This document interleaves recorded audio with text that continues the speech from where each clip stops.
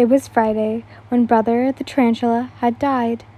When Rui found out, he was not happy about it and kept clinging on to you.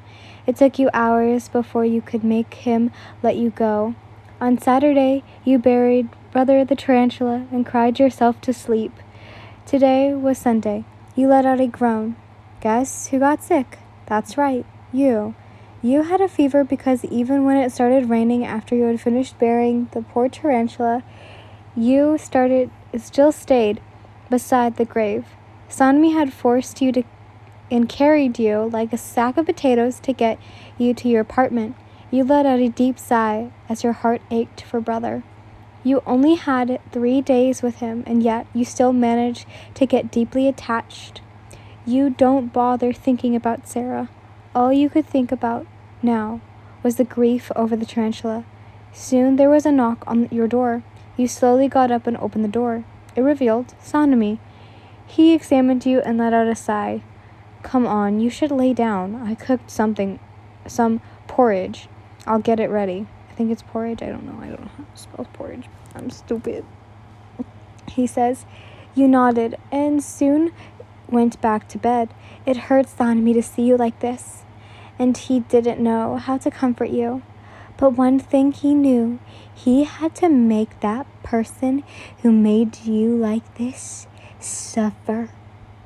As soon as the others found out, they filled your phone with message and missed calls. You reassured them you were fine, but they still kept texting. You didn't have the energy to reply to them. Sanami soon walked up to you with a bowl on his hands. Sit up, I'll feed you, he spoke. Thanks, Sanami. You giggled. I'm only doing this because I owe you one, all right? He replied, embarrassed. You opened your mouth as he fed you the porridge. God, you're like a child, he mumbled, but you heard it. Should I call you Daddy then? You asked jokingly. Sanami's mind soon went far. What? No, he stuttered as a blush soon appears on his cheeks. You laughed. Why are you blushing? Oh, did you think of... You asked, realizing what he thought. He was cut off. Not another word, he glared. You only let out a chuckle in response. You were a little thankful of Sanami. He managed to get things off your mind. By the way, Yin, we won second place in the competition, Sanami spoke out. Really?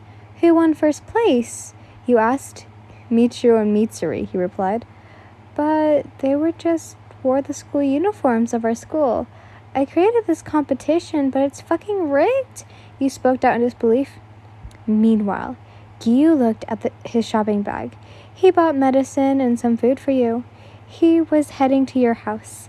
He was outside your apartment complex and was waiting for the right moment to visit you. He smiled and in satisfaction at the things he thought. But then someone caught his eye. He frowned his eyebrows and got out of his hiding spot. Warning, stalking behavior coming up. He then managed to clearly identify who was and approached him. Tanjiro spoke out. Oh, Tanjiro? He spoke out. Tanjiro turned to him. Gyu examined the things Tanjiro had. A shopping bag, probably filled with medicine and food. But what caught his attention was the camera. Gyu, what a coincidence! He gave a small smile. What's the camera for? Gyu asked. It's for taking photos of a beautiful view, he simply replied. He wasn't lying, though. You were the view. He admired every inch of you. Gyu only stared at him. He opened his mouth to say something, but was cut off by Sanmi. What are you two doing here? He asked with a trash bag on his hand. Both of them turned to Sanmi. I'm here to visit Yen, Tanjiro replied. She's sleeping, Sanmi lied. Really? Then I should drop it off. Tanjiro was cut off by Sanmi. I'll give it to her. Give it to me, he spoke out. Gyu only watched the two of them in silence. Tanjiro was silent at first and was about to give it to him, but then your door suddenly burst open. Sanmi, can I have more of your porridge? It's really good. Oh, you spoke out, your eyes widened in surprise at the three of them. Tanjiro and Gyu's faces brightened. Yin, I have something to give you, Tanjiro spoke out. While all of this was happening, someone wasn't happy, and it was Sanmi, who only frowned. Time skip. You scratched your arms. Today was Monday, and your fever went down a bit. Are you sure you're fine now? Rengoku asked. Yes, Rengoku, don't worry. It died down, you assured him. If I find out you're lying, I won't hesitate to drag you to the infirmary, he chuckles, intimidating what you told him before. You let out an offended gasp. How dare you use my words against me, you dramatically told him. Both of you soon let out a laugh. You soon let out a sigh. What's wrong, he asks. Well, I'm not sure if I'm in the mood to bump into Sarah, he replied. Don't worry, she won't be bothering you anymore, he assured you. How can you be so sure? You asked. Because I made her pay, Rengoku thought. He then gave you a small smile. Just my intuition, he simply replied. Besides, you have me. I'll make sure nothing happens to you, he added. Thanks, Rengoku. You thanked him. As both of you got outside of the student council room, you were greeted by a familiar voice. Oni-chan, Rui spoke out, your eyes widened. Rui? You replied, confused. He quickly ran up to you and hugged you. Rui was supposed to show after the school wasn't supposed to show after the school festival, you thought. Why did you leave me? He mumbled. You soon felt something wet. Rui was crying? Meanwhile, Blake let out a deep sigh as he swept the back of the school. He hadn't seen you yet, but he already decided that when he sees you, he would scold you. Seriously, that kid never fails to give me more stress, he mumbled. He then let out a gasp in resolution. Am I going to get wrinkles? He spoke out in disbelief. Oh, fear and disbelief. His thoughts were soon cut off as soon as he heard a voice. He raised an eyebrow. It's probably just those brats gossiping, he mumbled, and continued to sweep the floor, minding his own business. The last bits of your name, because that's just going to sound really bad. As soon as his ear picked that up, he quickly followed the voices. I can't believe that jealous bitch Yin made the spider bite you. What if you slowly died? Ugh, you even had an arm cast. I feel so sorry for you, Miyaku, a student commented. We'll make her ugly ass pay, another one commented. She's even spreading rumors about how that you're two-faced, which is totally not true, a student spoke out. Thanks, guys, Miyaku sniffed. Yo, what the fuck? Blake thought. He soon revealed himself. What are you brats doing here? He asked. The students gasped. Ugh, it's him again, a student mumbled. When is he getting fired? Another one commented. Blake stared at Miyaku's arm cast. Getting bitten by a tarantula is like getting bitten by a bee. I don't know what made you feel all extra and quirky to wear an arm cast when it's completely unnecessary, he commented. How do you know that? Besides, a tarantula's poison is strong. What if she dies? A student panicked. There's this thing called learning and education. I don't know if it's in your vocabulary, but sit the fuck down, dumbasses. A tarantula's poison is weak. Blake spoke fact. Well, not every tarantula, but tarantula species poison is weak. The student only grumbled. Ugh, whatever, let's go, Miyaku. As they were waddling away, Blake spoke up. Miyuku, you should rethink your decisions, he spoke out. Miyuku only rolled her eyes at him. Blake let out a deep sigh. I didn't code nor program you like this. Wait, so you want Miyuku to end up with a love interest? I asked my boss. He let out a chuckle. Yeah, wouldn't it be funny if the player gets friend-zoned? Besides, it's just a $2 simulator. They won't lose anything. Let's just throw in some super secret ultra rare scene and it'd be fine, the boss replied. Well, alright, I replied. I work as a game programmer at a small company. We had a project of making this dating simulator. Is it even a dating sim when everyone ends up with Miyuku? I gave her basic characteristics, but what stood out was that she would never bully nor be enemies with a player. It was Sarah's job. Do that, and I didn't just also work on Miyuku. I also worked on the player. I didn't really give them a specific characteristics, as it was the player's job to mold their own personality. Blake, I created an Easter egg in the game about everyone, my coworker laughed. You're gonna laugh at your backstory, she added and giggled. I even have a backstory? I asked in disbelief, while letting out a chuckle. Don't be pissed once you find out, though, she replied. Oh, by the way, I saw a Docky figure at the mall, she added. Wait, what? Show me. I jumped out of my seat and quickly ran up to her. She took out her phone and showed me a picture of the figurine. I will buy this, and I will treasure it, he commented. I never would have known that. That was the last day before getting... and then glitch. Flashback end. You panicked. You didn't know what to do. You only hugged Rui back. I'm sorry, Rui, you spoke out. His grip on you only tightened.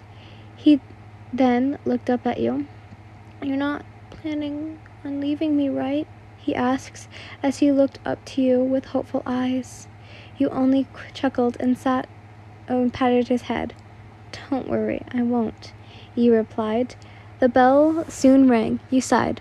Looks like it was just in time for class. You slowly pushed Rui away. I need to go to class, Rui. I'll see. You were cut off by him. Okay, I'll join you, he simply replied, raised an eyebrow. It's school hours, Rui. You can't come. Besides, don't you have school too? You told him. He crossed his arms. I thought you told me you wouldn't leave me, he pouted. I meant that I wouldn't fail to be there for you and support you, Rui, you chuckled. We should go, Yin, Rengoku suggested. You then drop to Rui's level. Look, I'll hang out with you on the weekends, all right? You suggested. He slowly nodded. You gave him a small smile and got up. Both you and Rengoku were about to walk away until... Is he your boyfriend? Rui asks. Rengoku let out a chuckle. Yeah, you cut him off. Yesn't, you simply replied. He tilted his head in confusion. Yesn't isn't a word, Rui commented. Well, we aren't a couple. Yet. Rengoku let out a chuckle as he teased you. You only lightly slapped his arm. He glared at Rengoku. I don't approve, he bluntly spoke out. Rengoku only gave him his signature laugh and smile, unbothered. It only annoyed Rui more. He let out a sigh.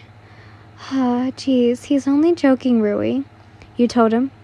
Or am I? He teased you once more. You grumbled. Time skip. Ooh, for everyone who likes Muzan, have fun. Muzan's POV. I let out a grumble as I looked at my watch. The meeting took longer than expected. I wonder if Yin is still here, waiting. It was after school hours, too. I wonder if she had already headed home or not. I opened my door to my office. Yin, my voice trails off as I notice her peacefully sleeping. Get ready for a other series input in the story. I let out a chuckle. She might have waited too long and dozed off. I soon walked up to her and about to wake her up, but something stopped me. Izu, I miss you, she mumbled as tears rolled down her cheeks. I wiped them away. I examined her. What could she be dreaming about? No, don't, she whispered. That was the last straw. I soon shook her to wake her up from her nightmare. She flinched as she woke up. Sir, she stuttered. I'm sorry, I must have dozed off. She scratched the back of her head. No, it's all right, Yin. It is I who should apologize. I made you wait for some time, I replied. I soon gave her some questions she could answer. I glared at her. I didn't know the strong and nosy Yin could have such a fragile side. You're so interesting and entertaining person, Yin. I could see it, all of it, all your emotions. What were you dreaming about? I asked her. Her eyes widened. What? She replied, taken aback. Well, as soon as I came here, you were mumbling something in your sleep. It seems like you were having a bad dream, I replied. It's just about my brother. Nothing serious, she replied. I raised an eyebrow. She's an only child based on her papers, and I know this well enough. How could she have a brother? Oh, I meant my unborn brother, she added. Unborn? Pfft. Is she making an excuse? I nodded and she soon continued answering.